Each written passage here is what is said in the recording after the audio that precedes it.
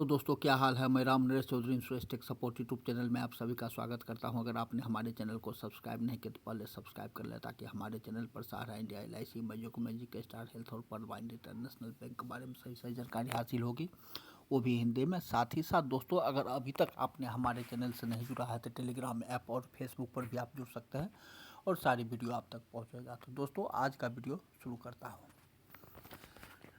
माना कि सहारा ने कोई गलती की है, किंतु सहारा श्री की न्यायिक हिरासत में सुप्रीम कोर्ट से पहले ही विनम्रतापूर्वक हाथ जोड़कर माफ़ी मांग ली थी और सुप्रीम कोर्ट ने भी उनको माफ़ कर दिया था। साथ ही सहारा श्री जी ने अपने 14 लाख कार्यकर्ताओं के संस्था से जुड़े रोजगार का भी हवाला देते हुए आर्टिकल्स 21 फूड ऑफ राइट की मूल मान्यता की गरिमा को बनाए रखने में माननीय सुप्रीम कोर्ट से अपील करते रहे कि माननीय महोदय इस पर भी विचार करें। किंतु कठोर दिल सुप्रीम कोर्ट की बेंच ने आखिर फैसला निवेशकों और कार्यकर्ताओं के इंटरेस्ट की अनसिक्योरिटी और अपनी अनलिमिटेड पावर का हवाला देते हुए फैसला लिख दिया था। निवेशकों की इतनी बड़ी चिंता थी तो कार्यकर्ता भी तो इन्हीं निवेशकों की भांति इस देश के नागरिक थे। उनका भी एक सपना था, उनका भी परिवार और उनकी नैतिक जिम्मेदारी थी, जिसको माननीय सुप्रीम कोर्ट की US बेंच ने नज़रअंदाज करते हुए कि आगे जाकर यह मामला और मुद्दा भयावह रूप धारण कर लेगा।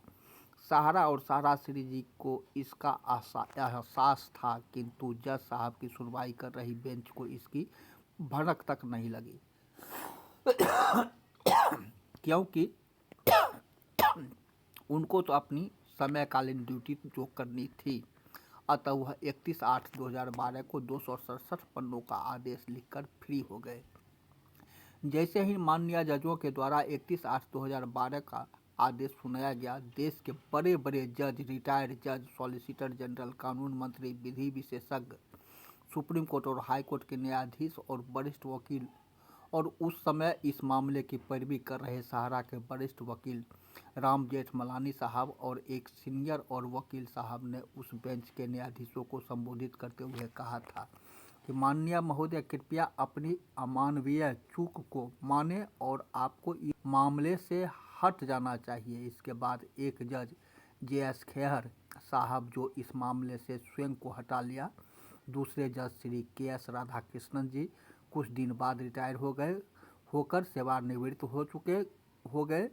चूँकि दोनों ही स्थितियों में यदि विचार किया जाए तो यह समझना जरूरी है कि ऐसे सुप्रीम कोर्ट के आदेश को बदलना कतई संभव नहीं है, जिस आदेश को लिखकर पढ़ने के बाद संबंधित न्यायाधीश का उस मामले से हमेशा के लिए अलग हट जाना या आदेश के बाद न्यायाधीश की सेवानिवृत्त हो जाना या फिर संबंधित बेंच के न्यायाधीश की मृत्यु हो जाना, ऐसे आदेश को बदला नहीं जा सकता।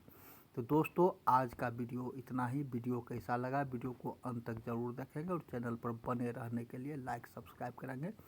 अगले वीडियो में मैं पुनः कुछ नई चीज़ें लेकर आऊँगा। आज के लिए इतना ही, तब तक के लिए धन्यवाद।